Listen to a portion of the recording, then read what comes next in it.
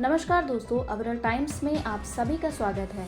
MS Swaminathan का जन्म तमिलनाडु के कुंभकोरण में 7 अगस्त 1925 को हुआ था। उनके पिता एम.के. संबाशिवन एक सर्जन थे। उन्होंने शुरुआत शिक्षा कुंभकोरण में ही हासिल की।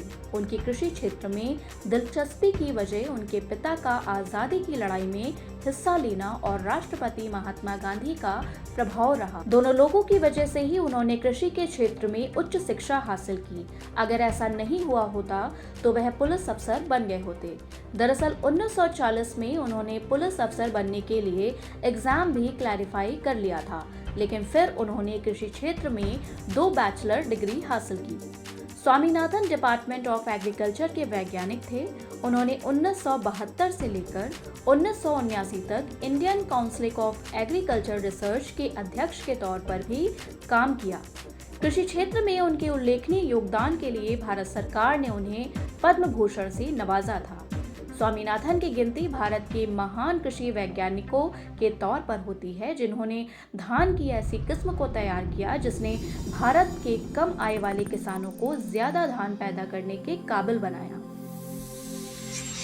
कृषि वैज्ञानिक डॉक्टर स्वामीनाथन ने हरित क्रांति की सफलता के लिए 2 केंद्रीय कृषि मंत्रियों सी सुब्रमण्यम 1964 से 67 और जगजीवन राम 1967 से 70 और 1974 से 77 के साथ मिलकर काम किया।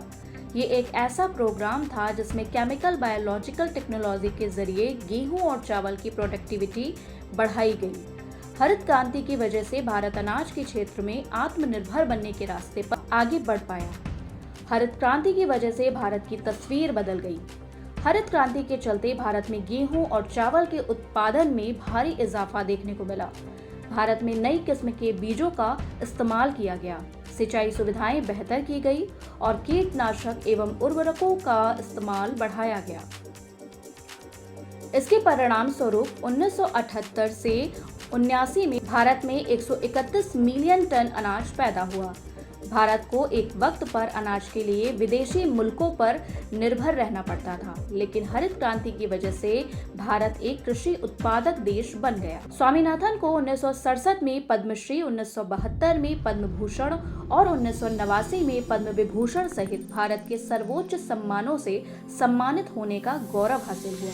उन्हें दुनिया भर की यूनिवर्सिटी से 81 मानद डायरेक्टर उपाधियां हासिल हुई। डॉक्टर स्वामीनाथन 2017 से 13 तक राज्यसभा सदस्य भी रहे और अब उनकी भारत रत्न से सम्मानित कर मोदी सरकार ने ऐसे वैज्ञानिक को सच्ची श्रद्धांजलि दी है। धन्यवाद। वीडियो पसंद आई हो तो लाइक और चैनल को सब्सक्राइब करें, साथ ही बेल आइकन दबाएं ताकि आपको हमारे सभी नए वीडियो का नोटिफिकेशन मिलता रहे।